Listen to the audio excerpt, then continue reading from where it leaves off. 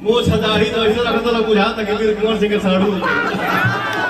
वाह मौजूद क्या है घंटा का। अरे मैं जो हूँ सो हूँ अब बोलब ना, लेकिन अब 10 दिन का वेट कर रहा हूँ।